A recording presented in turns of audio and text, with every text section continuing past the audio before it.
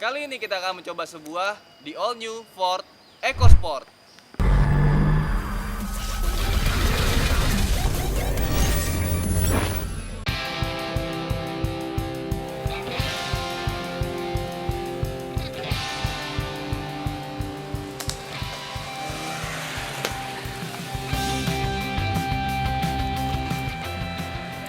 Di Eropa dan Amerika, pasar subcompact 5 pintu yang dihuni seperti misalnya Honda Jazz, Toyota Yaris, dan kawan-kawannya sudah mulai terganggu dengan small SUV atau small crossover.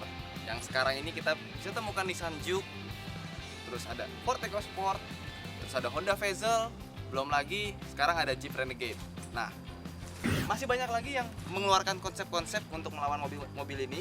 Seperti contohnya kita sekarang ada Chevrolet Adra yang masih konsep. Terus ada Hyundai iX25 atau yang dikenal dengan nama Hyundai Intrado, dan yang terakhir adalah Kia Niro yang konsepnya keren banget ya. Nah, sekarang kita mendapatkan sebuah small SUV dari Ford.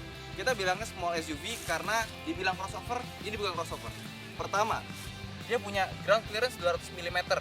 Ini jauh lebih tinggi dibandingkan crossover. Dan dia juga punya water wading 550 mm.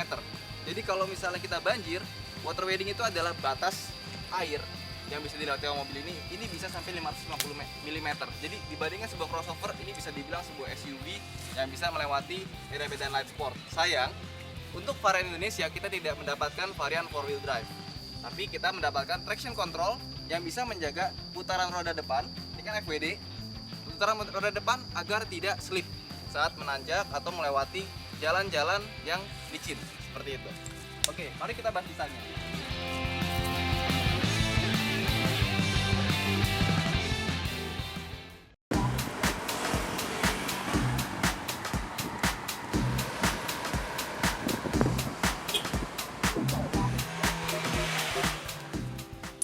Pertama kita akan melihat bahwa mobil ini terlihat kesannya tuh besar, padahal mobil ini tuh sangat compact lebarnya.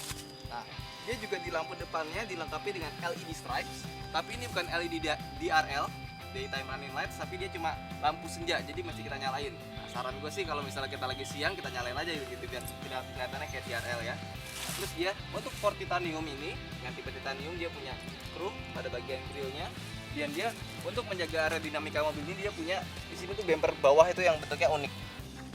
Ini untuk aerodinamikanya yang lebih bagus. Nah, selain itu, yang mengejutkan kita akan mendapatkan sebuah wiper frameless. Dan di tipe titanium ini kita juga mendapatkan roof rack dan sebuah sunroof yang tidak bisa kita temukan di mobil-mobil yang seharga 250 juta rupiah kurang. Dia juga selain lampunya emang belum proyektor, tapi dia sudah dilengkapi dengan auto light sensor. Jadi kalau misalnya dia gelap, dia akan otomatis menyala sendiri lampunya. Dan dia juga dilengkapi dengan rain sensor. Jadi kalau misalnya ada air, dia akan otomatis menyala sendiri wiper ini. Light sensor, rain sensor, dan dia juga sudah dilengkapi dengan keyless entry. Jadi kalau mau masuk kita nggak perlu mengeluarkan kunci karena kuncinya sudah ada di sini. Kita masukkan kantong dan kita pencet, dan mobil ini langsung kebuka. Oke. Dia juga pakai ban dengan velg 16 inci dibalut dengan ban Goodyear R16. Oke. Menurut gua mungkin kalau misalnya si ban ini bisa masuk ke dalam atau ke bawah, atau mungkin kita ikutin yang versi Brazil atau versi India yang tanpa tutup ya, itu kelihatan lebih maco dibandingkan dengan tutup seperti ini. Nah, kalau kita baru pertama kali naik mobil ini kita bingung. Ini pembukanya di mana coba? Nggak ada handle, nggak ada ini ya. Bingung bukanya lewat mana gitu. Ternyata bukanya dari sebelah kanan. Inilah dia gagang pembukanya.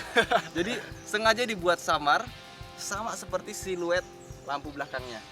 Dan untuk membukanya kita tidak akan menemukan tuas di sini karena dia pakai model elektrik. Nah, inilah dia. Ini dia bukanya lucu, dia yang salah di kiri bukan di kanan. Jadi kayak kita baca buku. Nah, terus dia juga untuk menambah space di dalam bagasi, dia punya molding belakang, door trim yang masuk ke dalam. Jadi kalau barangnya agak kebanyakan bisa dimasukin lagi. Yang stand ditaruh di bawah sini dan kita dikasih tray biar kayak mobil hatchback, dan dibandingkan dengan mobil hatchback tentunya ini jauh lebih luas. Meskipun masih kurang luas dibandingin dengan Rush dan Terios, tapi masih lebih luas dibandingin Nissan Juke. Dan kita akan menemukan dongkrak dan perlengkapan lain di sini dengan rapi. Oke. Untuk membuka pintunya juga tidak berat, sangat enteng. Dan ciri khas mobil dengan ban di belakang tentunya ketika dia agak bergetar, semuanya gitu. Perbedaannya dengan Fiesta, kalau misalnya Fiesta punya tutup bensin, itu kan langsung dicolokin ya, kalau dia masih pedal putar. Tapi nggak masalah, ini bukan sesuatu yang penting. Dia mau ngasih tau aja perbedaannya. Dan dia untuk menambahkan aerodinamika, dia punya detailing dikasih coak di sini. Jadi anginnya dia akan terpecah di sini juga nih, ada coaknya sedikit. Dan lucunya, karena ini mobil global yang dijual di Eropa, Amerika, dan seluruh negara lainnya, ada spesifikasi Eropa yang tidak dibuang di mobil ini. Contohnya, di Eropa itu ada batas ketentuan kalau misalnya ban itu tidak boleh melebihi dari bodi. Dan ini dia dikasih sedikit flap di sini. Bukan mud flap di bawah, tapi di sini. Seharusnya kalau di Indonesia yang tidak ada regulasi seperti itu, kenapa nggak dicopot aja gitu kan, buat ngurangin kos produksi gitu. Tapi sama dia tetap dipertahankan. Ini agak aneh gitu. Tapi membuktikan bahwa setiap detailing dari mobil ini sampai mesin segala macam, ini pasti ada suatu hal yang sama dengan produk-produk yang dijual di Amerika, di Eropa, dan di Australia. Oke, sekarang kita mau masuk ke dalam interiornya. Nah, pertama yang menjadi keunggulan dari Ford EcoSport ini, dia diklaim memiliki peredaman suara yang baik. Itu dibuktikan dengan dia punya karet yang sangat tebal di sini. Terus di sini juga karetnya seperti karet double. Jadi ini karet dan ini ada karet lagi. Dibuat kayak double ya di sini ya. Dan menariknya ketika kita menurunkan kaca jendela, kita akan menemukan karet peredaman antara celah-celah kaca dengan sebuah bludru yang sangat tebal. Ini cantik sekali. Kalau kita biasa ngeliat mobil-mobil kayak BMW, Mercedes-Benz, itu dia pakai karet seperti ini. Ada bludru yang tebal. Sampai ke sini. Dan itu luar biasa karena kita akan menemukan mobil dengan fitur-fitur seperti ini, detailing yang sangat bagus, harganya kurang dari 250 juta. Dan kita masuk ke dalam, dia door trimnya hampir sama seperti Fiesta, cuma dirubah-ubah dikit ya. Secara konsepnya sama, dan kita tidak akan mendapatkan spion dengan auto retractable mirror. Jadi kalau Fiesta sudah, ini belum. Mungkin nanti di faceliftnya akan ditambahkan ya. Dan dia juga sudah punya jok kulit serta door trim dari bahan kulit seperti dari sini. Dan jok kulitnya dengan stitching warna merah, itu sangat cantik sekali. Dan door trimnya juga cukup unik karena selain dia dikasih cup holder di sini, terus dia dikasih ruang penyimpanan yang sangat besar. Dari mulai dari sini ke sini, dia juga disediakan tempat untuk menaruh payung. Maka di sini ada celah lubang yang sangat dalam untuk menaruh payung. Jadi sangat praktikal sekali buat Anda yang suka berjalan keluar, apalagi di cuaca yang buruk seperti ini. Yuk sekarang kita masuk ke dalam. Oke, sekarang kita berada di dalam kabin Ford EcoSport ini. Pertama yang gua rasakan, dia punya driving position yang sangat baik, bisa dinaikin, ada head adjusternya, terus dia juga punya seatbelt adjuster, dia juga punya handrest, dan yang menarik dia punya lumbar support. Jadi tingkat ketebalan ini bisa dibikin maju dan bisa dibikin mundur tempat sandaran kursinya. Ini hal yang jarang kita temukan. Dan dia juga sudah dilengkapi dengan tilt dan telescopic steering. Jadi sangat lengkap sekali ya. Makanya kalau mobil global itu pasti fitur-fiturnya jarang yang dikurangi. Dan kita lihat lagi, banyak fiturnya lagi. Dia punya sunroof dengan tutup. Kalau jadi kita nggak perlu, itu bisa tutup dengan filternya. Terus dia juga punya spion belakang dengan auto dimmer. Jadi kalau di belakang disorot lampu, dia akan otomatis meredupkan cahaya biar kita nggak silau. Nah, dia juga punya head unit yang sama dengan Ford Fiesta. Dia bisa memutar USB, Bluetooth, CD, MP3, dan yang menariknya dia punya Ford Sync. Jadi dia bisa bacain SMS kita bisa ngasih perintah ke dia. Misalnya kita mau call Susilo Bambang Yudhoyono ya, kayak di video yang kemarin nih, tinggal dilihat aja di Ford Fiesta kita mau ngeragain ini. Nah, terus dia juga punya AC dengan sebuah layar, jadi AC digital, dan bisa ada fitur climate controlnya. Dia juga punya di sini ada 2 buah tempat untuk menaruh barang kartu-kartu. Nah, di sini kita akan menemukan tulisan EcoSport yang sangat besar. Di sini bisa naruh koin mungkin ya. Dan dia di bagian transmisinya dia punya mode manual, tapi mode manualnya dengan tombol push plus minus di bawah sini. Agak kurang ergonomis sih, harusnya dikasih pedal shift ya. Tapi nggak apa, kita sudah diberikan dengan setir dari bahan kulit. Dan di sini juga ada untuk 12 volt colokan listrik, kabel aux, colokan aux dan colokan USB.